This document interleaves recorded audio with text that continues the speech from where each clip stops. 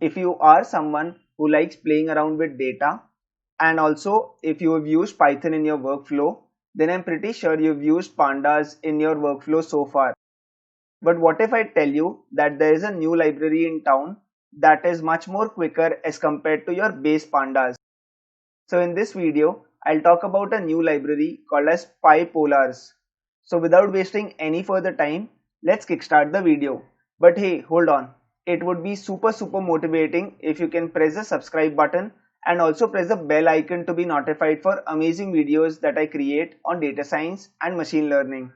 With that, let's kickstart the video by unhiding the cell. In order to show you the performance gain by using PyPolars, first I'll download a dataset. So the dataset is hosted in this particular URL. It contains 5 million records. So let me run the cell in order to download the file into our local working session.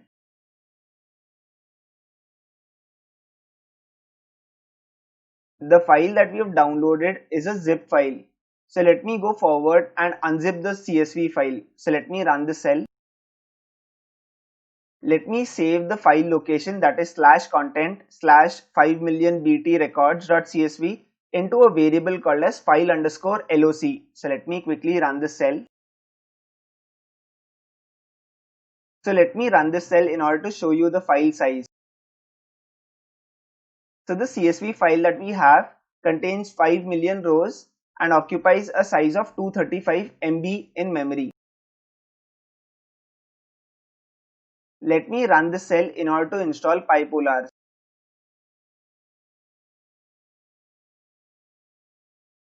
Now that the installation is complete, let's go forward. Let me quickly unhide the cell. This section is all about importing the necessary modules. So let me quickly run these cells in order to import the necessary modules in memory. Let us now go forward and look at the speed up that we'll achieve by using PyPolars over pandas. So let me quickly unhide this cell. So I'll walk you through the entire execution piece one line at a time. Once I run this cell, the variable s would account for the start time of the entire execution. The next line of code is where I read the CSV file into a data frame df_pandas. Once the file is read, I record that particular time instant. I calculate the difference of the time between the starting point and the ending point, and I save it into a variable called as pd_time. Now I'll print out the overall time taken for the entire loading process using the pandas library. So let me go forward and run this cell. So it's clearly showing that pandas takes close to 7 seconds to load the CSV file into the data frame df_pandas. Let me go forward and show you the first 5 rows of the data frame. So let me quickly run the cell. So as you can clearly see, there are 5 columns: date, description, deposits, withdrawals and balance. Let me also go forward and show you the shape of the data frame. So let me quickly run the cell. So as you can clearly see, it contains 5 million rows and 5 columns. Now I'll carry out the same operation using the PyPolars library. So let me go forward and run this cell. So as you can clearly see, PyPolars takes around 4.35 seconds in order to load the CSV file into a data frame called as df_pypolars. Let me now go forward and show you the first 5 rows of the data frame. So as you can clearly see, it shows me the first 5 rows of the data frame along with the column names and also the column types.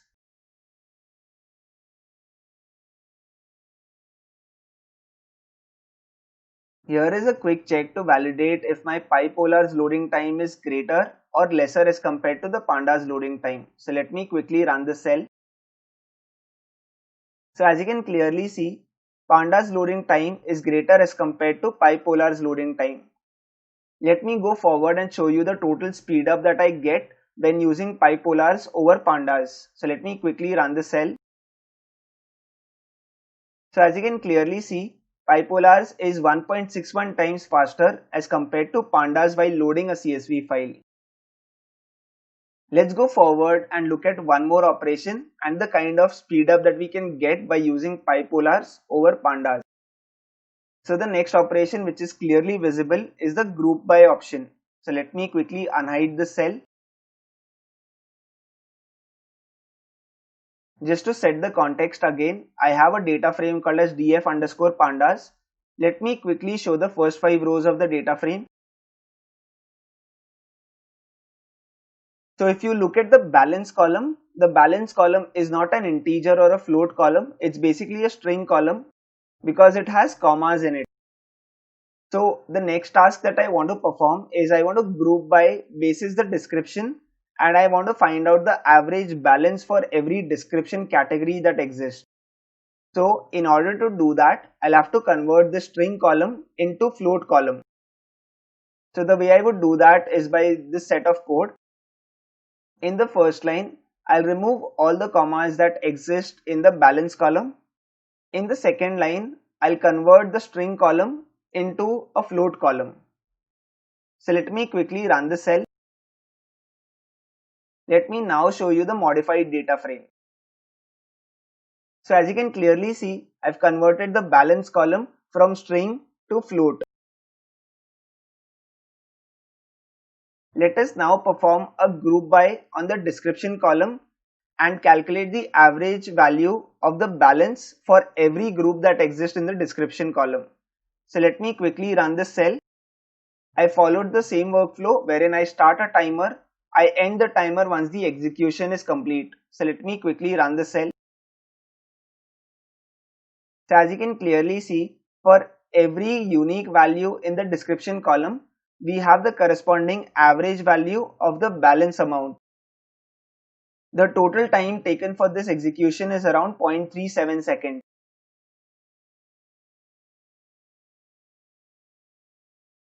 Since I've already converted a string column into a float column, I will directly copy the pandas data frame into a PyPolars data frame. So let me go forward and run the cell.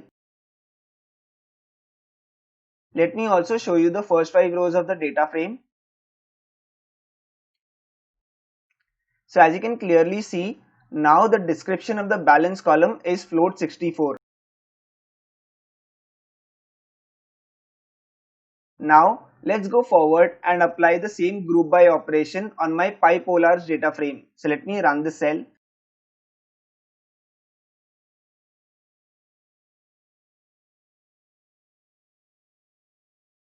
As you can clearly see, for every unique value in my description column, I am able to generate the average value of the balance amount for that particular description column.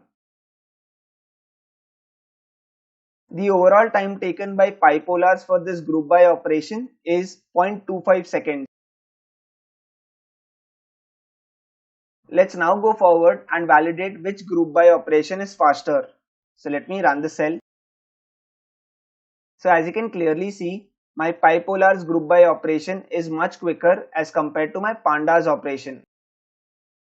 Let me also go forward and print out the overall speed up that I get. So as you can clearly see, the PyPolars group by operation is close to 1.5 times faster when compared to its pandas equivalent.